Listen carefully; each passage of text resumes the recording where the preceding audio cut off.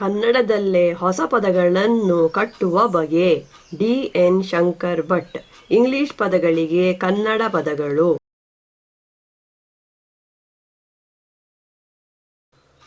ಕನ್ನಡದ ಬೆಳವಣಿಗೆಯ ಮೇಲೆ ಪೆಟ್ಟು. ಕನ್ನಡ ಬರಹಕ್ಕೆ ಬೇಕಿಲ್ಲದಂತಹ ಈ ಹೊರೆಯಿಂದಾಗಿ ಕನ್ನಡ ಬರಹಗಳ ಮತ್ತು ಅವುಗಳಲ್ಲಿ ಬಳಕೆಯಾಗುವ ಪದಗಳ ಬೆಳವಣಿಗೆಯೇ ನಿಂತು ಹೋಗಿದೆ. ಹೊಸ ಹೊಸ ವಿಷಯಗಳನ್ನು ಇಂಗ್ಲಿಷ್ನಲ್ಲಿ ಸುಳುವಾಗಿ ವಿವರಿಸಿ ಹೇಳಲು ಬರುತ್ತದೆ. ಆದರೆ ಇವನ್ನೇ ಕನ್ನಡದಲ್ಲಿ ವಿವರಿಸಬೇಕೆಂದರೆ ಬರಹ ಮುಂದೆ ಹೋಗುವುದೇ ಇಲ್ಲ. ತಿರುಗಿ ಸಂಸ್ಕೃತದ ಎರವಲುಗಳನ್ನು ತಂದು ತುಂಬಬೇಕಾಗುತ್ತದೆ. ಇದರಿಂದಾಗಿ ಓದುಗರಿಗೆ ಹಲವೆಡೆಗಳಲ್ಲಿ ಅದು ಕನ್ನಡ ಬರಹವೆಂದೇ ಅನಿಸುವುದಿಲ್ಲ. ಕನ್ನಡದ ಒಂದು ಪದನೆರಕೆಯನ್ನು ಇಂಗ್ಲಿಷ್ನ ಒಂದು ಚಿಕ್ಕ ಪದನೆರಕೆಯೊಂದಿಗೆ ಹೋಲಿಸಿ ನೋಡಿದರೂ ಈ ತೊಡಕಿನ ನೆಲೆ ಯಾವುದೆಂದು ಗೊತ್ತಾಗುತ್ತದೆ.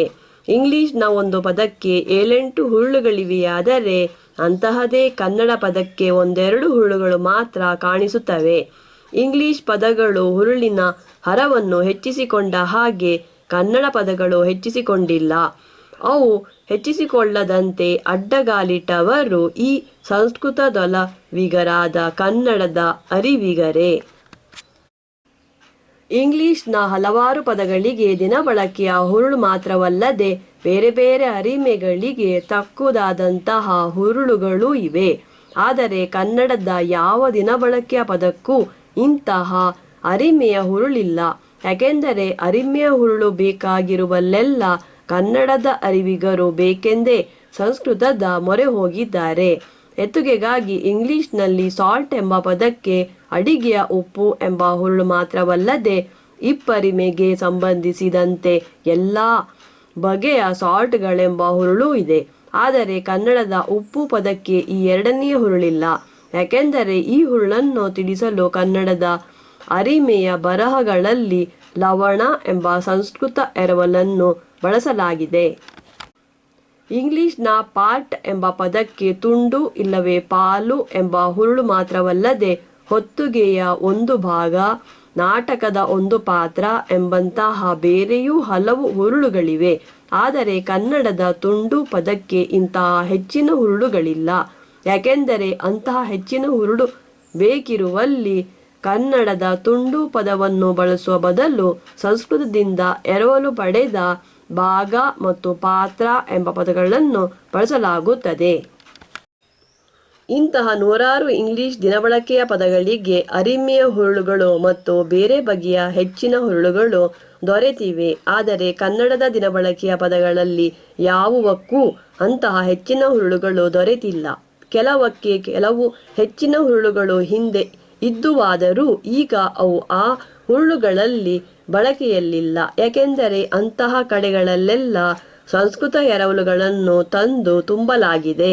ಎತ್ತುಗೆಗಾಗಿ ಕನ್ನಡದ ಕೊರಳು ಕೊರಲ್ ಪದಕ್ಕೆ ಕುತ್ತಿಗೆ ಎಂಬ ನೇರವಾದ ಹುರುಳಷ್ಟೇ ಅಲ್ಲದೆ ಕೊರಳಿನಿಂದ ಹೊರಡುವ ಉಲಿ ಎಂಬ ಹೆಚ್ಚಿನ ಹುರುಳು ಬಳಕೆಯಲ್ಲಿತ್ತು. ಆದರೆ ಇವತ್ತು ಈ ಪದವನ್ನು ಈ ಹೆಚ್ಚಿನ ಹುರುಳಿನಲ್ಲಿ ಯಾರೂ ಬಳಸುವುದಿಲ್ಲ. ಅದಕ್ಕೆ ಬದಲಾಗಿ ಧ್ವನಿ ಇಲ್ಲವೇ ಶಬ್ದ ಎಂಬ ಸಂಸ್ಕೃತ ಎರವಲನ್ನು ಬಳಸುವುದೇ ಹೆಚ್ಚು. ಅರಿಮೆಯ ಬರಹಗಳಲ್ಲಿ ಎಸಕಗಳನ್ನು ತಿಳಿಸುವ ಎಸಕ ಪದಗಳನ್ನು ಮಾತ್ರವಲ್ಲದೆ ಎಸಕಗಳನ್ನು ಹೆಸರಿಸುವ ಹೆಸರು ಪದಗಳನ್ನು ಆಗಾಗ ಬಳಸುತ್ತಿರಬೇಕಾಗುತ್ತದೆ.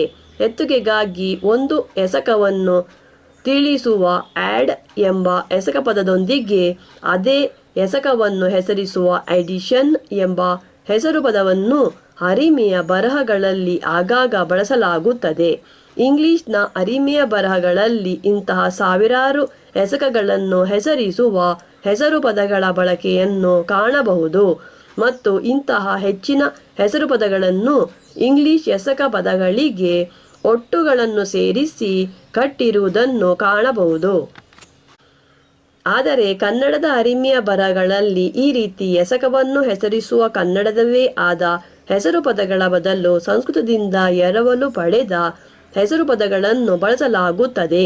ಎತ್ತುಗೆಗಾಗಿ ಕೂಡಿಸು ಎಂಬ ಎಸಕ ಪದದಿಂದ ಪಡೆಯಬಲ್ಲ ಕೂಡಿಕೆ ಎಂಬ ಹೆಸರು ಪದವನ್ನು ಬಳಸುವ ಬದಲು ಸಂಕಲನ ಎಂಬ ಸಂಸ್ಕೃತದ ಎರವಲು ಪದವನ್ನು ಬಳಸಲಾಗುತ್ತದೆ. ಇದೇ ರೀತಿಯಲ್ಲಿ ಕಳೆ ಎಂಬ ಎಸಕ ಪದದೊಂದಿಗೆ ಅದರಿಂದ ಪಡೆಯಬಲ್ಲ ಕಳೆತ ಎಂಬ ಹೆಸರು ಪದವನ್ನು ಬಳಸುವ ಬದಲು ವ್ಯವಕಲನ ಎಂಬ ಸಂಸ್ಕೃತದ ಎರವಲನ್ನು ಬಳಸಲಾಗುತ್ತದೆ. ಇದರಿಂದಾಗಿಯೂ ಕನ್ನಡದ ಅರಿಮೆಯ ಬರಹಗಳಲ್ಲಿ ಸಂಸ್ಕೃತ ಎರವಲುಗಳ ಹೊರೆ ತುಂಬ ಹೆಚ್ಚಾಗಿದೆ.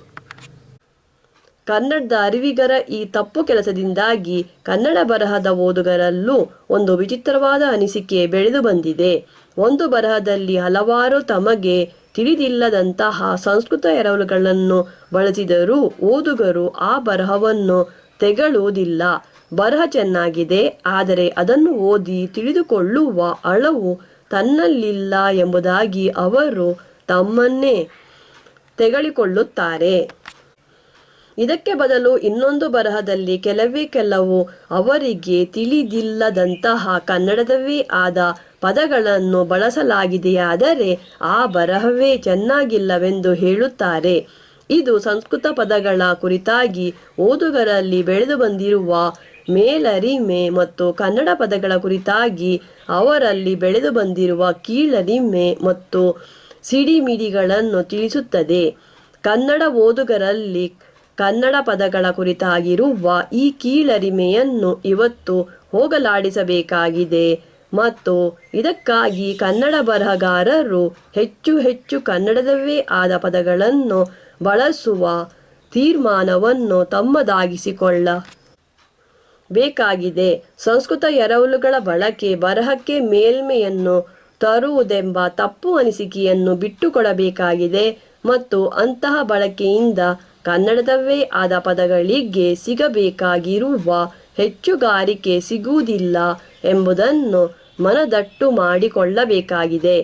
ಕನ್ನಡ ಪದಗಳ ಹುರುಳುಗಳು ಇಂಗ್ಲಿಷ್ ಪದಗಳ ಹುರುಳುಗಳ ಹಾಗೆ ಹೆಚ್ಚಿನ ಹರವನ್ನು ಪಡೆಯಬೇಕಿದ್ದಲ್ಲಿ ಮತ್ತು ಎಲ್ಲ ಬಗೆಯ ವಿಷಯಗಳನ್ನು ತಿಳಿಸಲು ಕನ್ನಡ ಬರಹ ತಕ್ಕುದಾಗುವಂತೆ ಮಾಡಬೇಕಿದ್ದಲ್ಲಿ ಕನ್ನಡ ಬರಹಗಾರರು ತಮ್ಮ ಈ ಸಂಸ್ಕೃತ ಮೋಹವನ್ನು ಬಿಟ್ಟುಕೊಡಬೇಕು. ಈ ಕೆಲಸವನ್ನು ನಡೆಸಬೇಕೆಂಬ ತುಡಿತವಿರುವ ಕನ್ನಡ ಬರಹಗಾರರಿಗೆ ನೆರವಾಗುವುದೇ ಈ ಕಡತದ ಮುಖ್ಯ ಗುರಿಯಾಗಿದೆ.